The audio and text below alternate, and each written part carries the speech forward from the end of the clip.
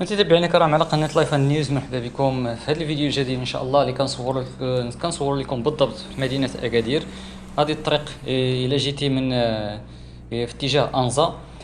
كنعرفوا مدينه اكادير حاليا بحال المدن المغربيه مراكش، فاس، الرباط، طنجة وكازا كيستعدوا لكاس افريقيا.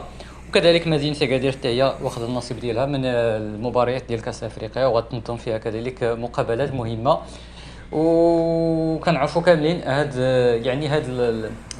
البطولات الكبيره على الصعيد الافريقي والعالمي كتلعب دور كبير في التعريف بالمدن وكذلك بالدول. حاليا كتعرف مدينه اكادير اشغال كثيره، وكتعرف اشغال الدقيقه 90. نتمنى المسؤولين يتداركوا الموقف لان كان واحد التاخر، حنا على بعد 8 ايام. المعضله الكبيره اللي بغيت نشير ليها في هذا الفيديو هما هاد الدخاخن هادو اللي كيطلع لكم.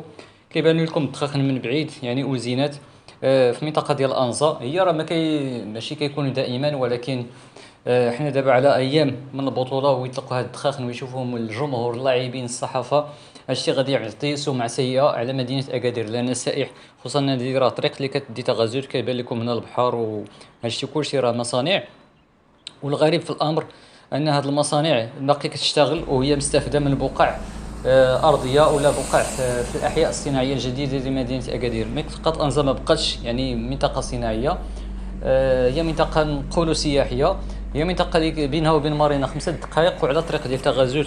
وكنعرفوا المحطه ديال تغازوت القيمه السياحيه ديالها، وكتعرف الوفود الكبيره. وكذلك الفرق غادي تكون مقيمه في هذه المنطقه هذه. كتشوفوا الاشغال باقيه على قدم وساق. اليوم المنظفين كاينين في كل مكان في مدينه اكادير. حنا بقات لينا 8 ايام، نتمنى يتوفقوا المسؤولين. صراحه كاين تاخر كبير، نتمنى يتوفقوا المسؤولين في انجاز الاشغال اللازمه. هادشي كلشي في مدينه اكادير فين ما مشيتي طرقان مسدودين، جنبات ديال الملعب وكذا. ولكن المعضله الاكبر اللي غادي تلوح السمعه هما دوك اللوزينات اللي باقي كيطلقوا الدخاخن في هذه المنطقه الجميله جدا اللي كتستحق الراحه بعد سنوات من الاستغلال في الاوزينات وهكا. هذه المنطقه ولات استياحيه، الناس كخدامين يعني اللي كيجمعوا الازبال. نتمنى الرساله توصل. دمتم في امان الله والى اللقاء.